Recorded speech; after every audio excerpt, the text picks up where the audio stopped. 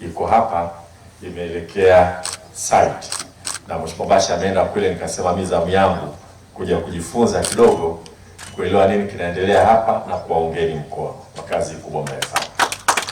Napenda vile vile kutoa shukrani kwa wadau wote ambao wamefanikisha shughuli hii hapa na ambao wamejenga mazingira ya kuanza kizimba, tunasema kizimba cha kwanza wilaya Mvomero, familia ya Komanya.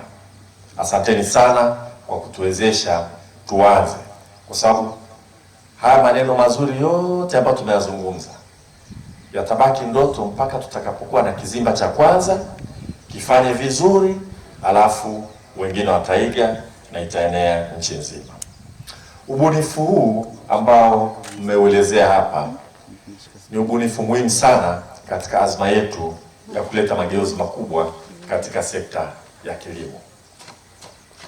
Kilimo huwa napenda kusema kina kauli mbiu nyingi sana. Kilimo ni uti wa mgongo, kilimo cha kufa na kupona, siasa ni kilimo, ziko nyingi sana.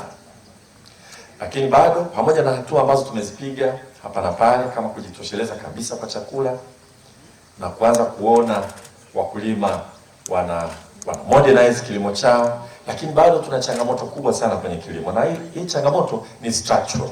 Na nitajaribu kuieleza kidogo kiuchumi. Wote mnafahamu kwamba kilimo sasa hivi kinachangia chini ya 1/3 ya pato la taifa. Nadhani sasa hivi takwimu, kilimo kinachangia 28%. Na tukisema kilimo tunazungumzia kilimo kwa mapana yake. Ukienda kilimo kwa maana ya mazao tu, mchango wake ni mdogo zaidi katika pato la taifa. Lakini kilimo ndio kinaajiri nguvu kazi nyingi zaidi hapa nchini kuliko sekta nyingine yoyote. Takriban 2/3 na zaidi kidogo ya nguvu kazi hapa nchini inajishughulisha na kilimo. Maana yake nini? Kuna tafsiri mbili kubwa na muhimu sana ambazo lazima tuzifikirie sana tunapotaka kuleta mageuzi ya kilimo. Ya kwanza, inaashiria kwamba tija kwenye kilimo ni ndogo sana. Kwa sababu gani? Unaposema pato la taifa, unazungumzia thamani ya mambo yote yaliyozalishwa ndani ya nchi. Inavyokuwa zaidi ya 2/3 ya nguvu kazi imezalisha tu 1/3, tena chini ya 1/3 ya thamani ya uzalishaji nchini. Ina maana mtu mmoja mmoja aliyo kwenye sekta ya kilimo anazalisha kidogo sana.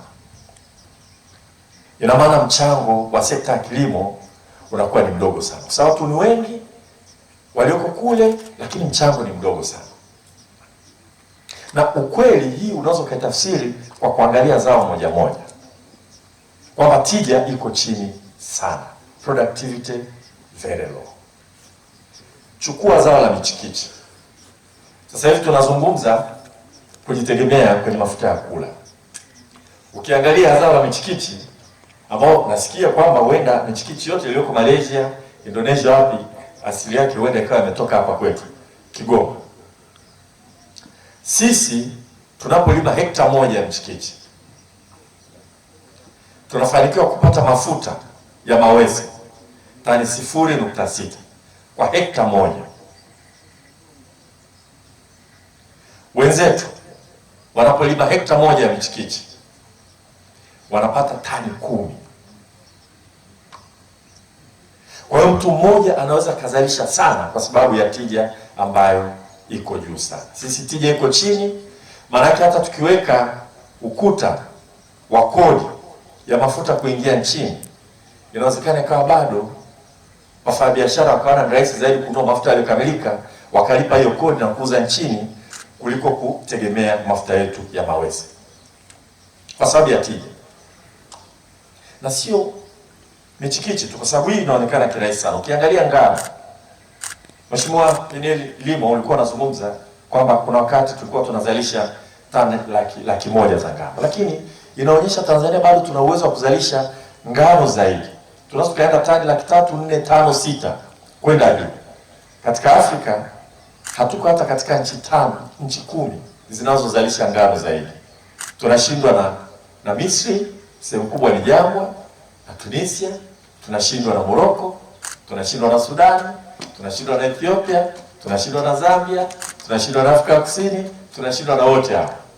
Lakini wataalamu wanakuambia kwa udongo na hali ya hewa tulionayo tungeweza kuzalisha ngano kwa sehemu kubwa na pengine huenda tukajitosheleza. Sasa ukiangalia tija kwenye ngano, sisi kwenye hekta moja tunapata 0.7 na tukifanya vizuri sana tani 1.5. Tani 0.7 mpaka tani 1.5 kwa hekta. Wenzetu huko Canada, Ukraine na sehemu nyingine wanapata tani 5.5. Kwa hiyo tija kwa kweli iko chini sana. Kwa hiyo tunaposema kilimo kinachangia kama theluthi moja, chini ya theluthi moja ya pato la taifa, madhali wanaoajiriwa kwenye kilimo ni zaidi ya theluthi mbili. Maana tunasema tija ni ndogo sana. Kwa tuna kazi kubwa sana ya kuongeza tija kwenye kilimo, na ufunguo wa mageuzi ya kilimo yako kwenye tija, na tutazungumzia kidogo na kuonyesha kwa nini ubunifu wa kizimba na block farming na kadhalika unaweza ukatuwezesha kuongeza kasi ya kuongeza tija kwenye kilimo. Nilisema ukiangalia mchango wa kilimo kwenye pato la taifa unaona tija ni ndogo, lakini sema hapo mambo mawili. La pili, ukweli kwamba nguvu kazi, theluthi mbili ya nguvu kazi hapa nchini, zaidi ya theluthi mbili iko kwenye kilimo, lakini inachangia chini ya theluthi moja ya pato la taifa. Maana yake ni kwamba umaskini kwenye kilimo ni vigumu sana kuondoa. Pato la taifa fikiria kama keki. Kama keki. Maana unapozalisha unakipata wewe.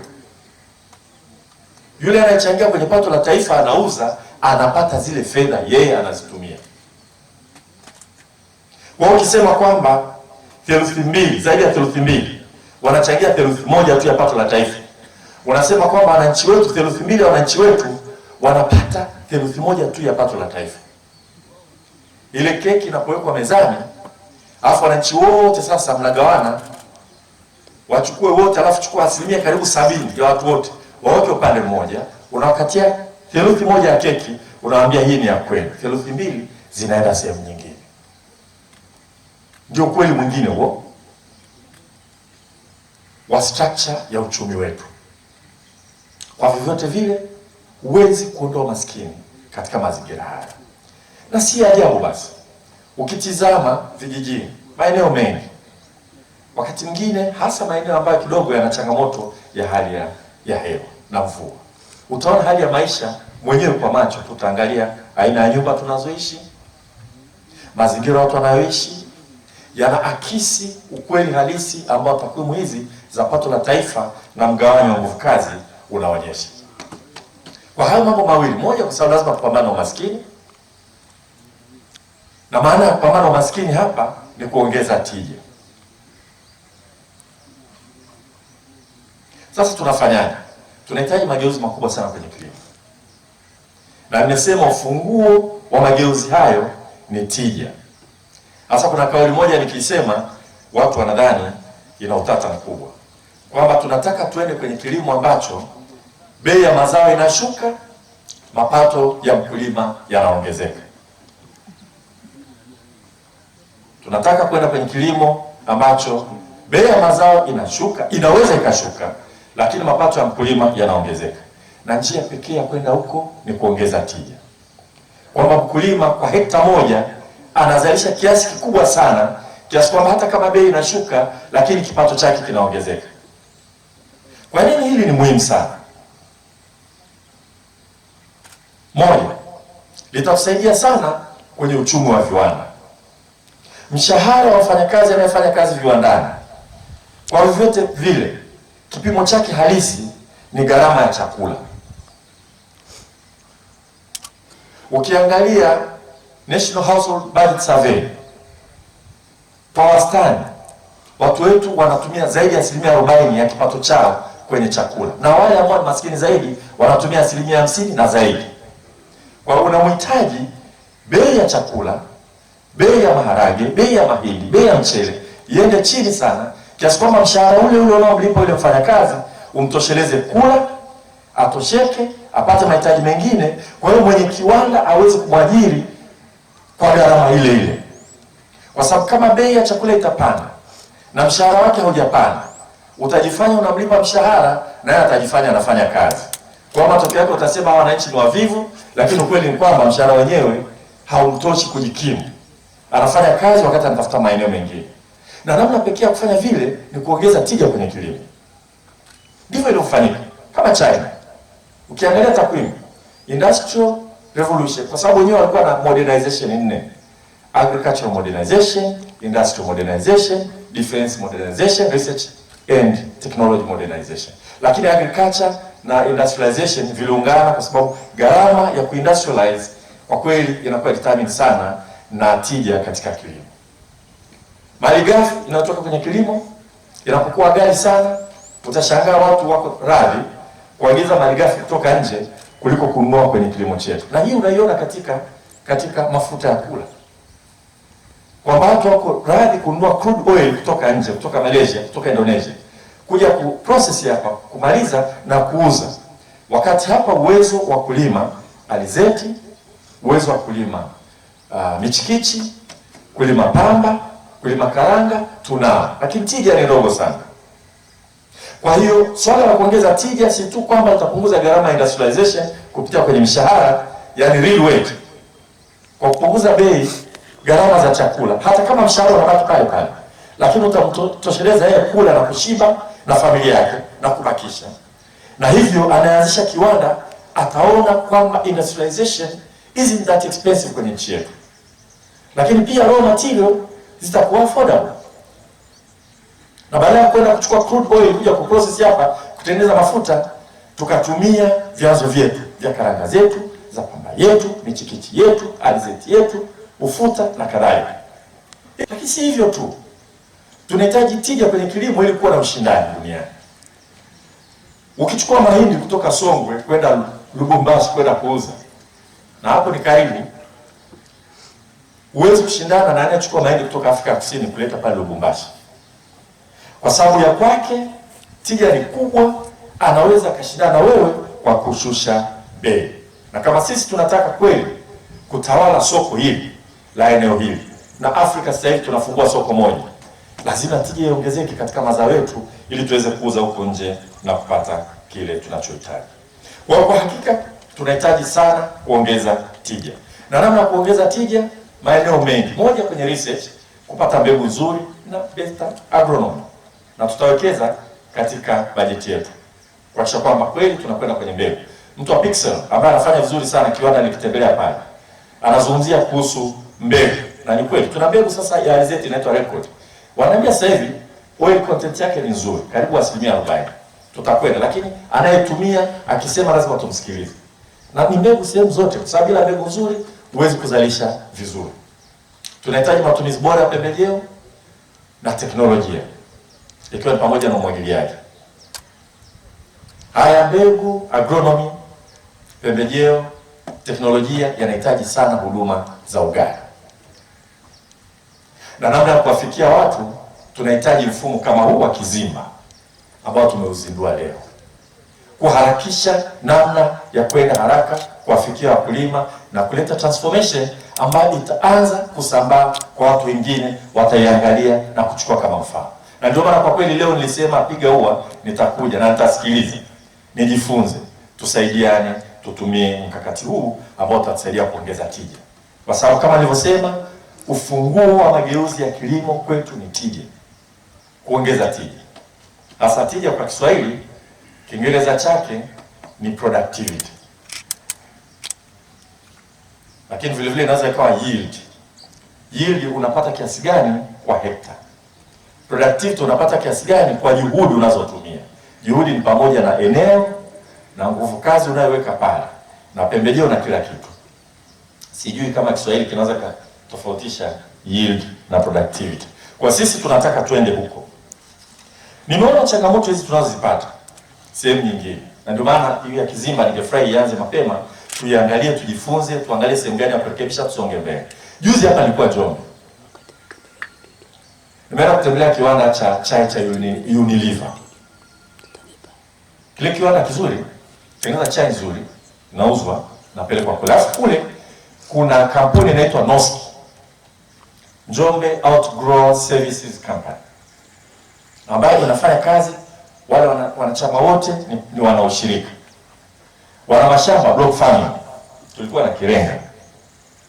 Niliuliza maswali kweli kujifunza, kwa sababu tunataka kujifunza tujue tunasonga vipi mbele. Sasa wana mashamba na wana maeneo ya kuongeza kilimo. Tatizo sio eneo. Lakini kile kiwanda, wakati namwambia mwenye kiwanda, bwana, kule Kilolo nako anahitaji kiwanda, Lushoto wekeza, anasema hiki hapa chenyewe kinanipa kazi. Kwa nini? Tunapata majani ya chai ya kuweza kuoperate 22% tu ya uwezo wa kiwanda ya kuprocess chai, ya kuchakata chai. Capacity utilization 22%. Asema tunarani on loss.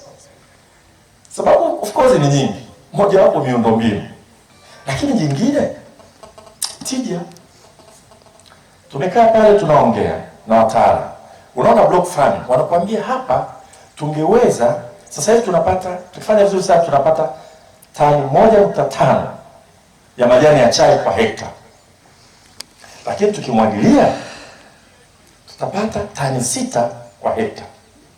Umwagiliaji umefanyika kwa eneo kadogo sana. Nadhani halmashauri ilitoa hela. Halmashauri ilitoa nadhani milioni 20. Shamba lote ukiliangalia miundombinu ya umwagiliaji shida. Na eneo jingine kwa nini muotesha, nasema nguvu kazi, vijana wapendi sana kwenye kilimo cha chai. Mimi siwacheki kwa sababu lazima tujiulize kwa nini wanataka kufanya vile. Hasa ile kazi ni ngumu, unainama, unachuma na nini, wanatafuta kazi nyingine. Kweli. Lakini kuna teknolojia ya kuvuna chai sasa hivi. Na tunakuta wengi ni kina mama. Tumeenda kutazama teknolojia ya kuvuna chai. Wanasema sisi tungepata teknolojia nzuri ya kuvuna chai, tungesonga mbele zaidi. Na pengine tungeongeza mashamba. Kwa hiyo kiwanda kinaweza kafungwa pale. Sisi tunahitaji kile kiwanda. Kimeajiri watu wengi. Kinaweza kafungwa kwa sababu hawana tija kwenye kilimo. Yale ndio kwa nasema. Sasa wale mmeona walivyojipanga, ni rahisi sana kufanya nao kazi. Kama ambavyo nadhani kwenye Kizimba tunaweza kufanya kazi na mbadilishane uzoefu. Moja, nimesema na narudia tena kwa sababu hapa nadhani nasikika vizuri.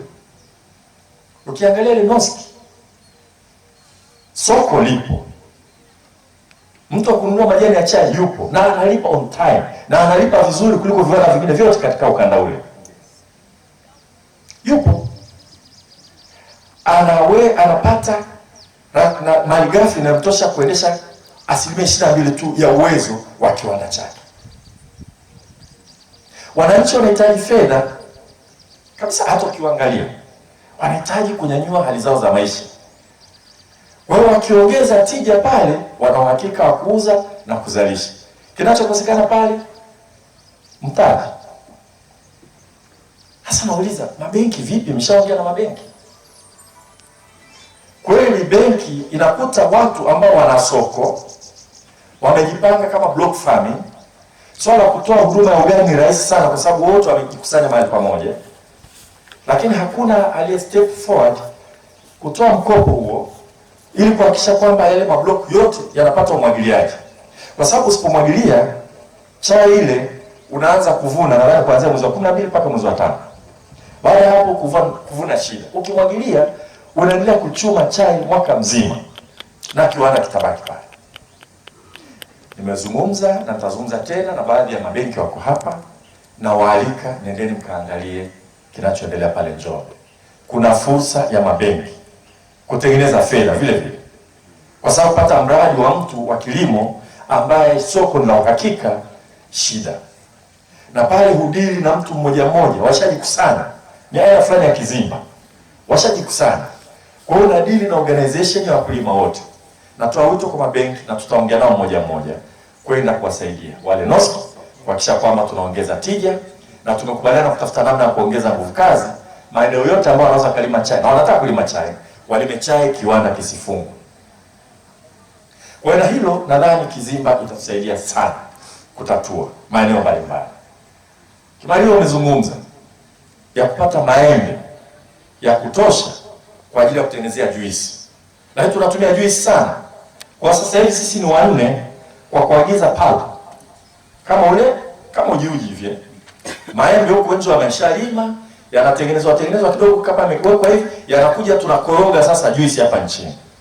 Niona nipigia wakulima Kiwangwa, wanasema tumelima hatupati mahali pa kuuza mananasi. Sisi wote tunajua wakati wa kuvuna matunda tunaona yamerundikana barabarani. Lakini sehemu moja ya kutatua hilo ni kuwapanga wakulima pamoja. Kama mlivyosema.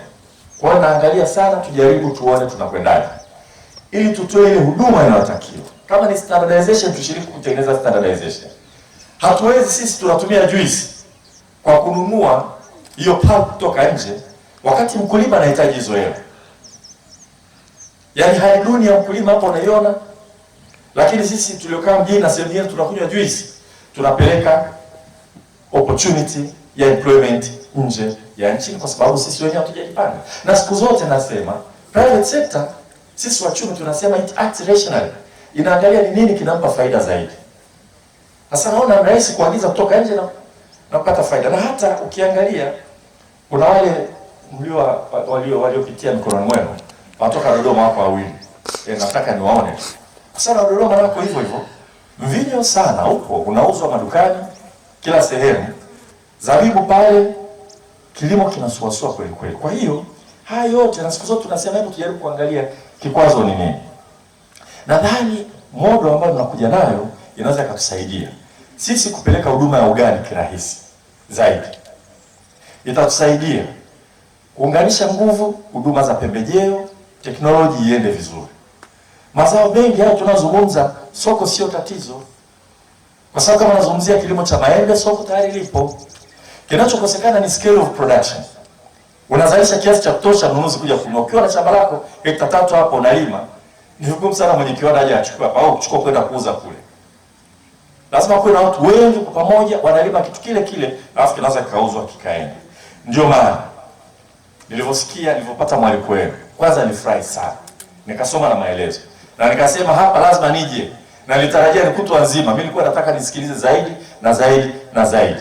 Ili tuchukue hayo ambayo tayari nimeshafanyia kazi, twende tukaweke kwenye sera, twende tukaweke kwenye msukumo, twende tukaweke kwenye budget, tusonge mbele kuleta mageuzi ya kilimo hapa nchini. Hiyo kwa kweli imetusaidia. Kwa hiyo mimi natoa wito twendeni na familia kwa Manya tunashukuru sana. Huko mnakwenda kuanza ni muhimu sana pale mwanzoni. Tufanikiwe. Wengine watakuja. Maeneo mengi watakuja. Lakini natoa wito kwa halmashauri na wenyewe kuona hii fursa. Tulikuwa tunaongea wakati tunapata chai pale, matatizo ambayo wakati mwingine wawekezaji wanapata. Maeneo mengine mtu anataka kuanzisha kitu kama Kizimba, anasema watu lazima watoke hapa tu. Unaweza kufanya hivyo ukakwamisha. Sisi tunachotaka watu waje wafanye vizuri, hata wapale wajifunze. Naamini unapochukua watu kuanzisha Kizimba, utachukua watu kutoka nje ya eneo lile tu. Lazima uchukue watu wapale. Lakini kwa vigezo mtakavyotumia kuweka pale, tunahitaji kwanza halmashauri itoe support. Na leo hapa namuona mtu mmoja ametoka Chamwino. Kwa hiyo na huyu ni msomi mzuri sana. Ameanzia chini, sasa kama kiongozi natarajia ataenda mbali sana. Karibu sana. Kwa hiyo tunataka kwa mfano tukija Chamwino, kama kuna eneo la kuanzisha, sema tunafanya zabibu, tulipange, tulianzishe, lakini lazima upate support ya halmashauri. Kwanza kupata eneo. Na huduma nyingine muhimu ambazo tunazo tukazihitaji, kama ni barabara, kama ni maji, tusaidiane wapate. Kwa hiyo natoa wito kwa halmashauri zote ambazo zina nafasi ya ardhi, hebu wajaribu tuone. Na wapongeza sana halmashauri ya Nzega, ya Liwale, ya Kibiti. Nadhani Mvomero sio? Mvomero kupitia kwa familia ya Komani. Kwa kuwezesha ardhi kupatikana. Nzega wametoa ardhi kubwa hekta 40,000. Ekari 40,000. Ekari 40,000 pale Kizimba kikifanya kazi, mageuzi ni makubwa. Wakiamua kulima alizeti, pixel, tatizo la kupata raw material litakuwa limekwisha kabisa.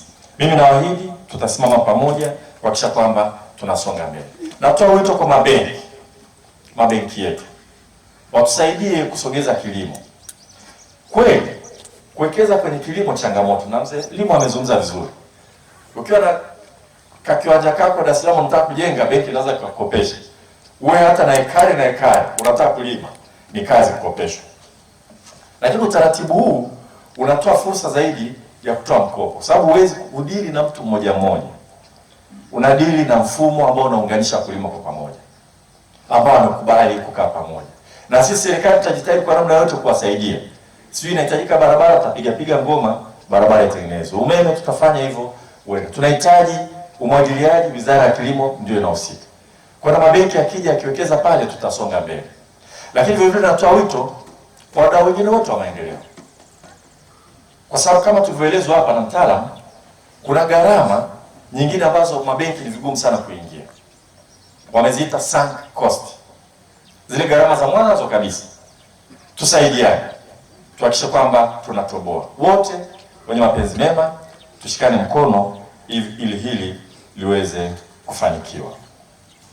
Nimemsikia mtu wa Pixel alichosema tutafanyia kazi moja, sheria ya mikataba outgrowers contract nafanyia kazi tumalize. Bwana Shio, hatuna namna, kwa sababu kwanza nilipokuja kwenye kiwanda chenu nilifurahi sana kwamba nyinyi mnatoa contract afu mnatoa huduma ya ugani kwa wakulima wa alizeti, na tungependa tuone watu wengi wakifanya vile. Tatizo la wakulima wakati mwingine unalima afu soko hamna.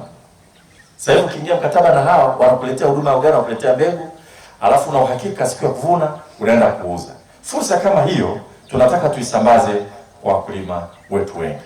Pamoja na kuzungumzia kizimba, ndoto yetu ni kuhakikisha kwamba hata wale wakulima mmoja mmoja tunakwenda kwenye kuongeza tija.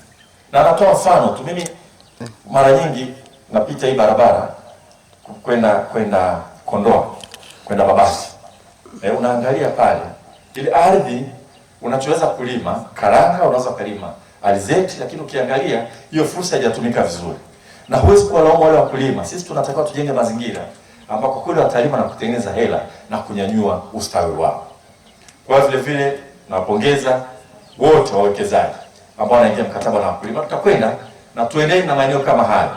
Tutakaa na wakulima na sisi tutatoa resources za serikali, tuwaorganize hata kama wako kwenye kizimba, ili na wenyewe wanufaike na fursa ya kilimo. Kilimo kikiongezeka tija, tutaongeza viwanda. Na hiyo excess labor kwenye kilimo itaenda kwenye viwanda.